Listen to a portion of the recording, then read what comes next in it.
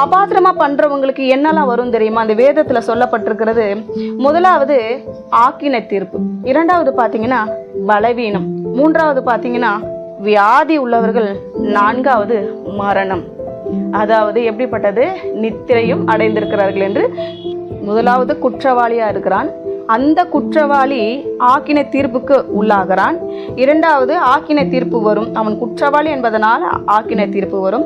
ரெண்டாவது பலவீனப்படும். எத்தனையோ பேர் வீக்கா இருக்கிறோம். எதனால தெரியுமா? அபாத்திரமா திருவிருந்து கொள்ளுகிறதுனால.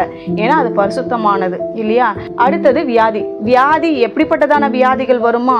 மரணத்துக்கு ஏதுவான வியாதி வருமா?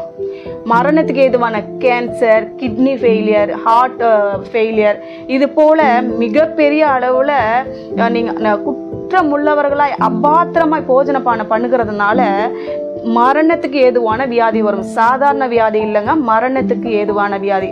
கடைசியாக மரணமே வருமா. தொடர்ந்து திருவிருந்த புரிதல் இல்லாமல் தொடர்ந்து பாவத்தில் அபாத்திரமாக எடுத்துக்கொண்டே வரும் பொழுது கொஞ்சம் கொஞ்சமாக அது என்ன பண்ணும்? ஸ்லோ பாய்சன் மாதிரி நமக்கு அது ஒரு மரணத்தையே கொண்டு வரும் என்று வேதம் சொல்லுகிறது. எனவே அபாத்திரம் என்பது என்ன என்பதை புரிந்து கொண்டு நம்ம திருவிருந்தில் பங்கு கொள்ளும் பொழுது அதுதான் நமக்கு என்ன பண்ணுமா? அவருடைய மரணத்தை தெரிவிக்கிறோம், அவனுடைய உடன்படிக்கையோடு நம்ம பங்கு கொள்ளுகிறோம்.